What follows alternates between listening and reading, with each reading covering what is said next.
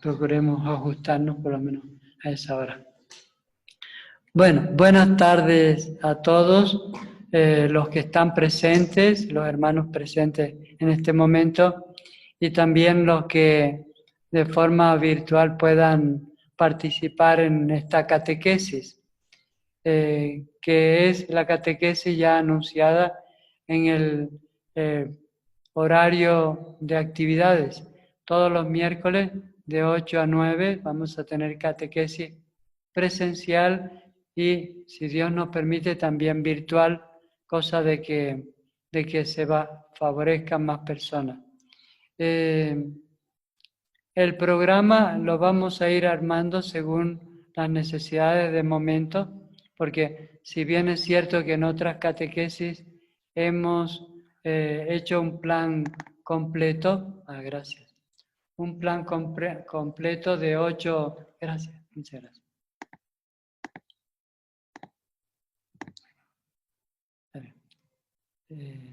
De 8 temas, ¿verdad?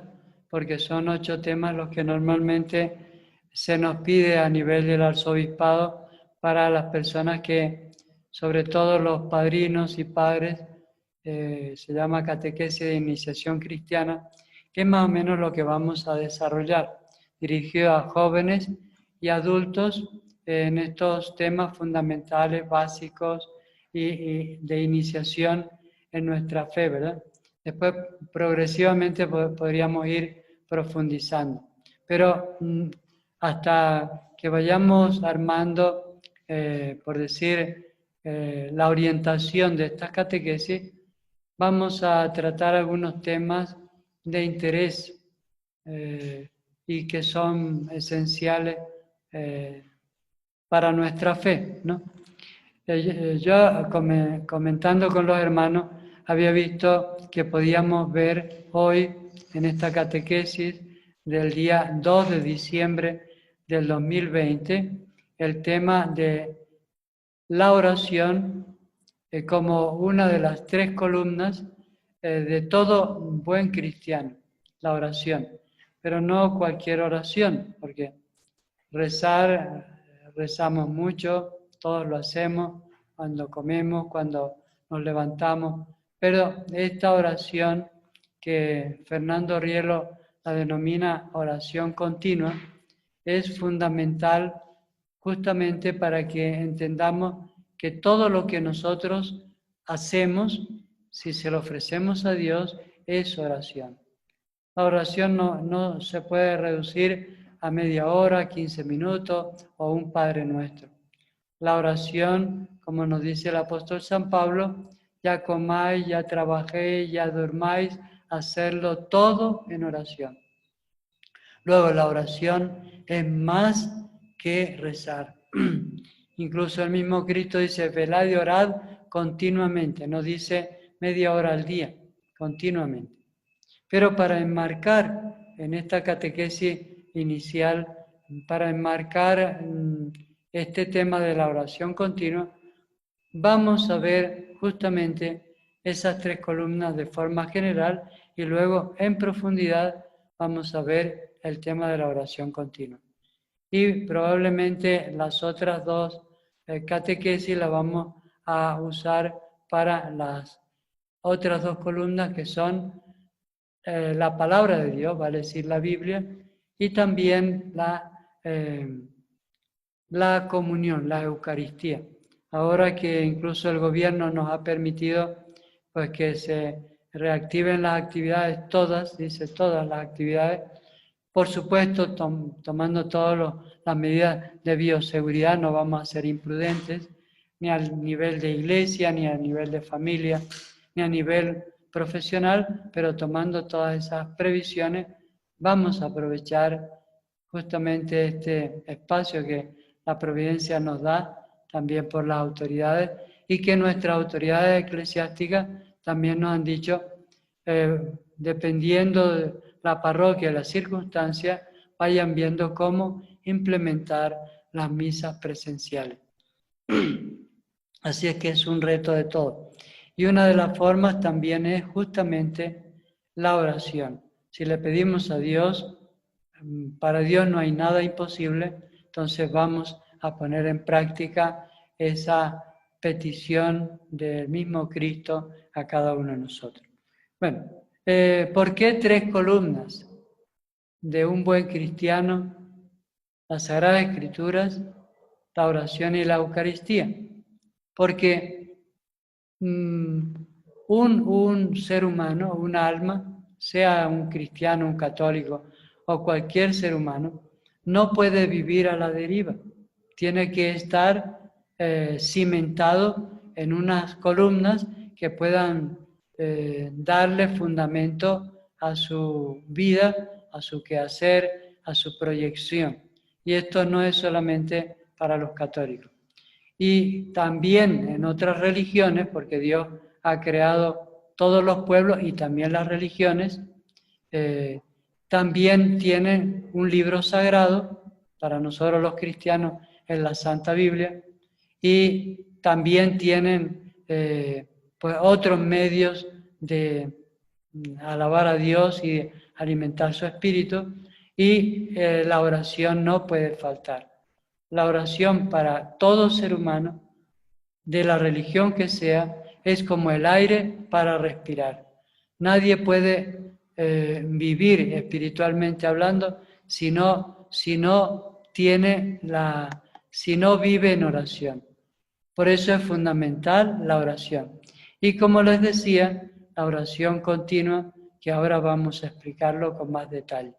Pero no sé si amerita el día de hoy profundizar un poquito más para nosotros los católicos, los cristianos católicos. Tenemos, decía, la palabra de Dios, que es la Santa Biblia, pero cuidado, nosotros especialmente tenemos el Nuevo Testamento, los cristianos. No podemos basar nuestro quehacer en la fe en el Antiguo Testamento. Es verdad que forma parte de la Sagrada Escritura, palabra de Dios, pero justamente Cristo nos trae un Nuevo Testamento. Así como el abuelo nos deja un testamento a nuestros tíos, a mi padre me deja un testamento a mí. Y es lo mismo que sucede con Cristo. Cristo nos deja un Nuevo Testamento. Y ese Nuevo Testamento es el que nosotros tenemos que tener como base fundamental de nuestra fe. Incluso Cristo dice, solo una cosa es importante en esta vida, y es escuchar la palabra de Dios y ponerla en práctica. Y quien dice escucharla es leerla también, es comentarla, es profundizarla, porque verdaderamente la palabra de Dios nos va transformando, porque no es cualquier palabra, no es cualquier libro, es la palabra de Dios, aunque haya sido escrita por hombres, pero inspirada por Dios. Entonces, tenemos que leer, ojalá tener en nuestra mesita de noche, pues nuestro Nuevo Testamento, y leer, si no tenemos el hábito, leer por lo menos un parrafito todos los días.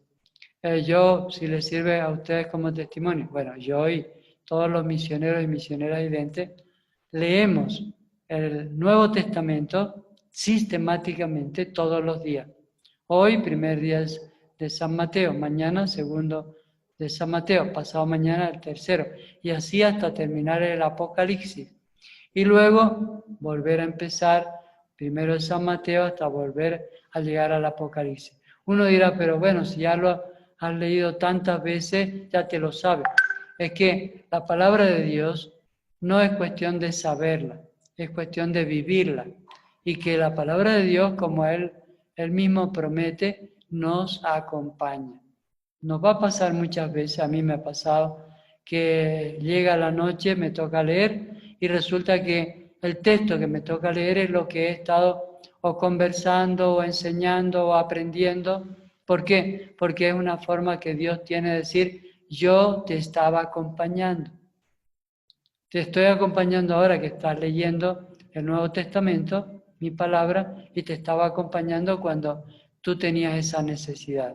Porque justamente con la palabra de Dios es que debemos resolver los conflictos de nuestras pasiones. Si no lo hacemos así, caemos en, no sé, en banalidades. Que me dijo, que me dijeron, que tal filósofo, que el periódico, que la radio, que el internet. Eso es confundirnos más, como veletas que vamos para allá, para acá. En cambio, el que se guía por el Nuevo Testamento, la palabra de Dios, repito, no sé, el próximo miércoles o el subsiguiente ya profundizaremos más, pero es bueno que vayamos leyendo sistemáticamente el Nuevo Testamento. De la palabra, de la Eucaristía, ni qué decir, es un privilegio que tenemos los católicos, sobre todo los católicos, porque Cristo así lo ha instituido, como decía la lectura del día de hoy, la primera lectura de Isaías. Vengan a comer ricos y manjares, suculentos manjares, ¿no? Y sin pagar nada, gratis. Manjares para el espíritu, para el alma, para el cuerpo. ¿Y cuáles son esos manjares, esos vinos añejados? Pues el cuerpo de Cristo. Por eso Él se quiso quedar en ese banquete que es la Eucaristía.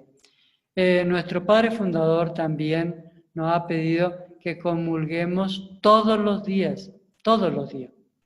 Yo he comentado en alguna oportunidad aquí en la parroquia de la Sagrada Familia que a mí me ha tocado en otros países ir de un extremo al otro extremo de la ciudad, sea en Caracas, en Santiago de Chile, en Madrid incluso, para comulgar todos los días. Porque a medida que uno va comulgando, se va haciendo uno con Cristo. La comunión o común unión, recibir el cuerpo de Cristo es alimento de vida eterna.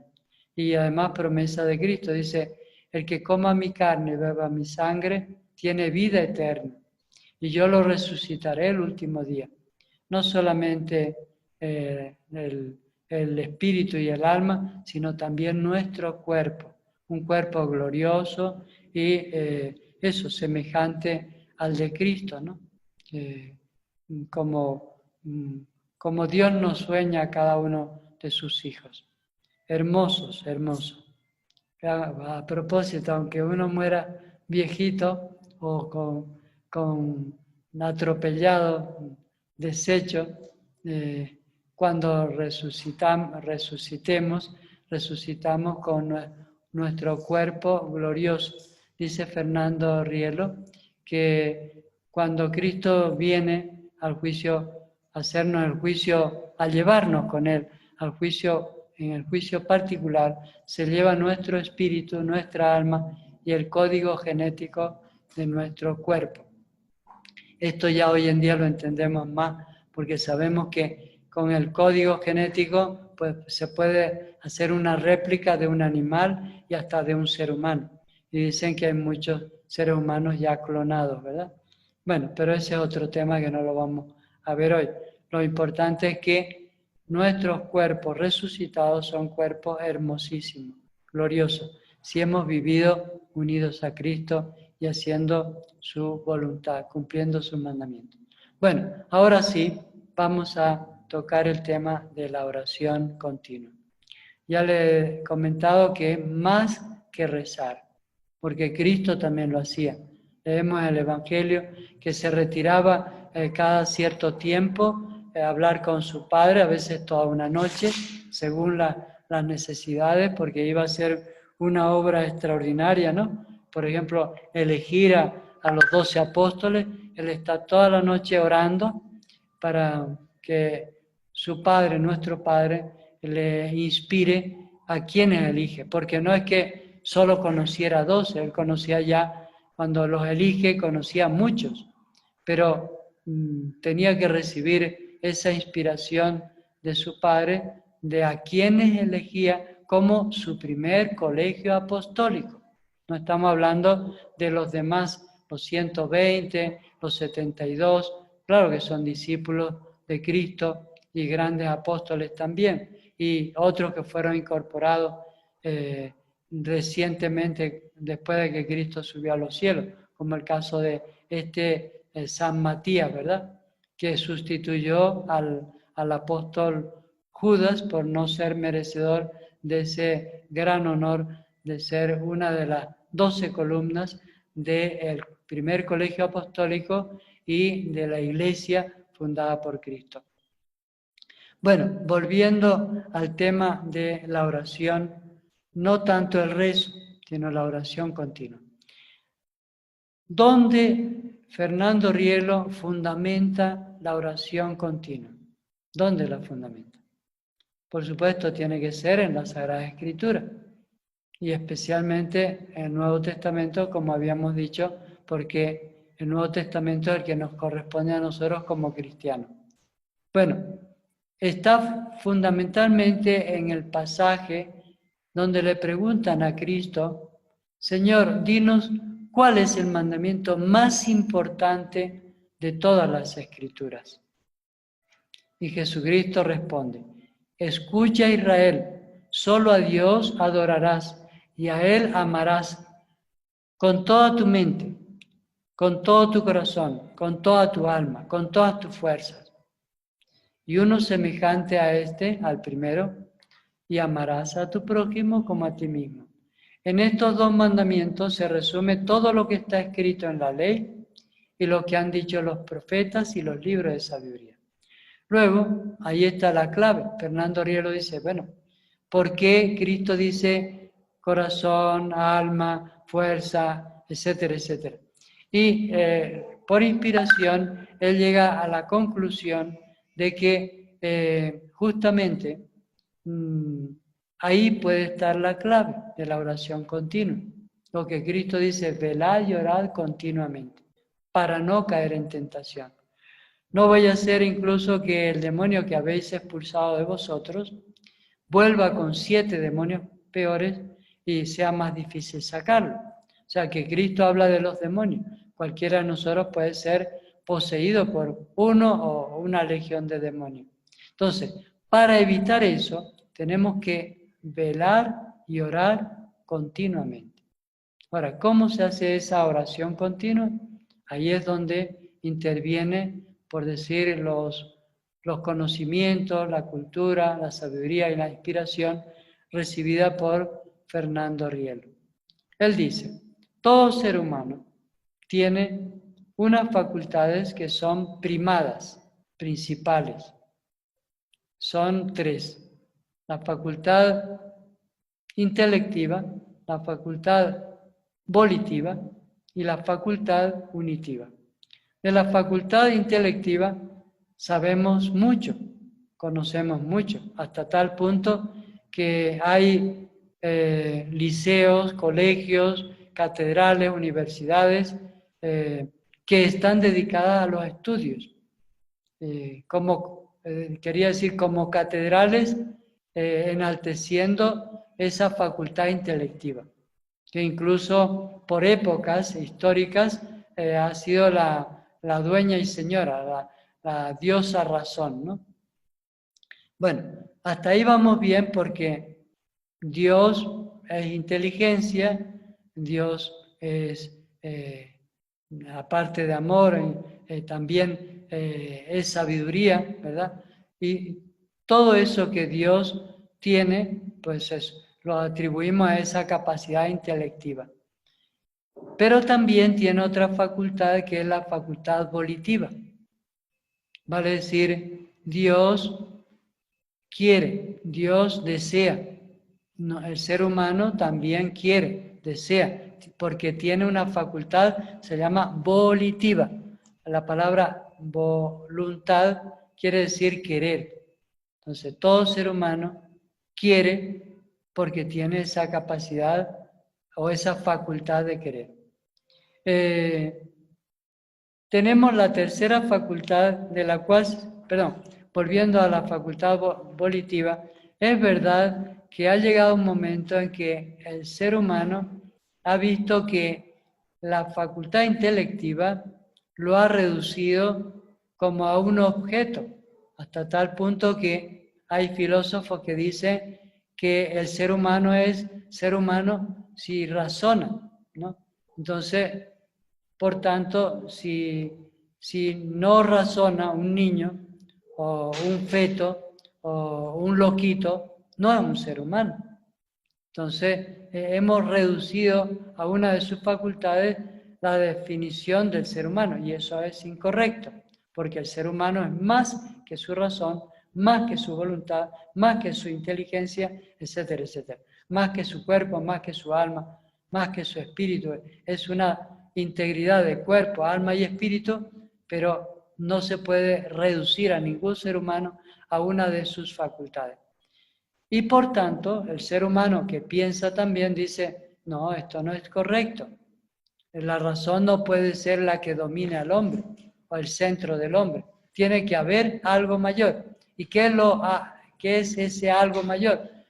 Algunos filósofos decían la capacidad de querer, la voluntad de querer. Todo lo que el hombre se proponga, lo que quiere, lo va a conseguir. Entonces, ya no es la razón, sino la voluntad. Yo hago lo que me da la gana, yo hago lo que quiero. Yo me he propuesto algo y lo voy a conseguir. Y lógicamente el hombre lo consigue, porque tiene la facultad de hacerlo y si se lo ha propuesto lo va a lograr, pero lo ha hecho reduciéndose a su capacidad solamente volitiva, sin considerar racionalmente qué es lo más inteligente, lo mejor, y por supuesto prescindiendo incluso de Dios. Es el caso de Nietzsche, Friedrich Nietzsche, ¿no? Dios ha muerto. Hay que resaltar al superhombre. El hombre puede lograr todo aquello que se propone. Claro, y después vienen aquellos que quieren aplicar esas filosofías y hacemos un desastre. Arrasamos media humanidad para yo imponer mis criterios, mi ideología. Luego, la voluntad solita tampoco es válida. Ni la inteligencia sola, ni la voluntad sola. Luego viene después viene otra facultad que llamamos facultad unitiva. De esta facultad se conoce menos. No hay ningún filósofo que hable de la facultad unitiva. Sin embargo, Cristo, que es el filósofo, no un filósofo, sino el filósofo, sí habla de la facultad unitiva y ampliamente y muchas veces. Padre, que ellos sean uno en mí, que estén unidos a mí, como tú y yo somos uno, somos unidad. Y así hay un sinfín de textos que fundamentan la necesidad de de desarrollar la facultad unitiva. No solamente la facultad intelectiva y la facultad volitiva, sino también la facultad unitiva. Entonces, considerando ya que el ser humano, todo ser humano, desde el primero, Adán, Eva, todos los seres humanos, tenemos esas tres facultades, entonces ahí es donde cabe la posibilidad de entender la oración como Cristo nos pide. Ahora, profundizando un poquito más en esta tercera facultad, fíjense si será tan real, tan próxima, tan efectiva la facultad unitiva que ningún ser humano puede vivir sin esa facultad. Vale decir, el hombre se une a la mujer para tener una familia. El ser humano se une a su trabajo. El ser humano se une a su patria.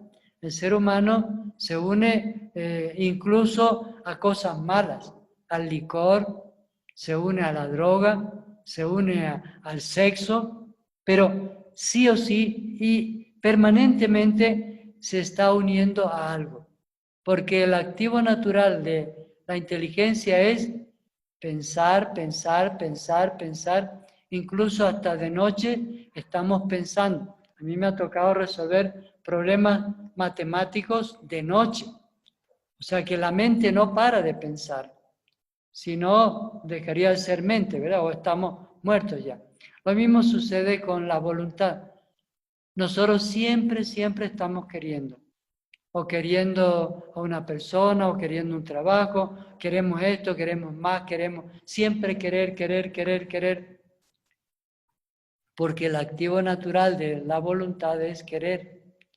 Y el activo natural de la facultad unitiva es unirnos, unirnos, unirnos. Siempre estamos uniéndonos a una familia, como decía, a un trabajo, a una empresa, a un ideal. Y soy capaz de morir por ese ideal porque me he unido a él con toda mi fuerza, ¿no? Como dice Cristo, amarás al Señor tu Dios. Primero, adorarás al Señor tu Dios y a Él lo amarás con toda tu mente, con todo tu corazón, con toda tu alma, con toda tu fuerza. O sea que ese acto de unirnos no puede ser, sí, yo te amo hoy, esposa mía, pero ya me cansé de ti. No, eso no es unirse ahora y para siempre, ¿no? Y así quien dice a la esposa, al matrimonio, a la familia, al trabajo, es a todo.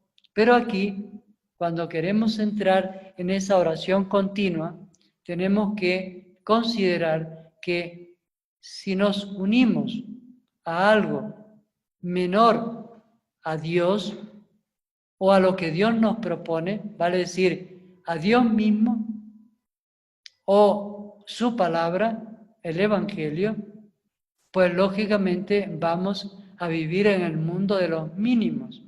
Nuestra santidad, que es a lo que estamos llamados para vivir la oración continua y así vivir pues todo lo que es grato a Dios, necesitamos unirnos a lo que es perfecto, a lo que es santo, a lo que es hermoso, a lo que es verdadero. ¿Y quién tiene todos esos atributos? Pues el mismo Dios. Nadie ni nada los tiene en su totalidad, en su plenitud. Y es por eso que Fernando Rielo dice, bueno, vamos a ver, si yo o cualquier persona me uno a Cristo, sigo su enseñanza, sigo el Evangelio, yo seré libre de todo lo demás. En cambio, si me hago esclavo de algo o de alguien, pues lógicamente también soy libre de Dios, porque mi Dios no es Dios. Ese Dios que yo conozco, me han hablado muy bien de él, incluso muchas personas lo siguen. Para mí ese no es Dios, para mí mi Dios es otra cosa. Y lógicamente yo seré libre del mismo, hasta del mismo Dios. Pero como yo me hago esclavo de Dios a través de la oración continua, es ahí donde soy totalmente libre de esa familia que me puede esclavizar, de ese trabajo que me puede esclavizar, de esa droga o ese vicio que me puede esclavizar. ¿Y cómo lo hacemos? Entonces ahí es donde interviene Fernando Rielo diciendo, bueno, vamos a ver, ustedes, él lo dice en varias palabras muy hermosas que los vamos a ir explicando. Hoy probablemente no nos alcance el tiempo porque son 40 minutos y empezó a las 7. Creo que ya 39 minutos. Ya terminó la reunión. Bueno, seguimos el próximo día. Ha sido un placer. El próximo día seguimos profundizando en la oración continua. Le agradezco a las personas, a Katia, a José Luis, a Andrés, que se han unido. También a María Nadiesca Otero. Darle las gracias por unirse a esta primera catequesis de la Sagrada Familia. Esperemos profundizar un poquito más y hasta que quede claro, porque después vamos a hacer preguntas, vamos a seguir tocando el tema de la oración. Y después las otras dos columnas, cuáles son la palabra de Dios y también la Eucaristía. Bueno, buenas tardes, que tengan buen descanso. Nos vemos el próximo miércoles por el mismo canal. Gracias, Padre, Gracias, muy lindo. Padre. A ustedes. Ha sido un placer. Muchas gracias, Padre, muchas gracias. Estaba muy linda. Gracias, José Luis, muy amable. Chao. Los que quieran, ya se terminó. ¿Se terminó? Los que quieran después verlo, chao José Luis, lo vamos a subir al Facebook y al YouTube, por si quieren repasarlo o verlo, los que no lo han visto. ¿Qué hago ahora? Detener. Aquí.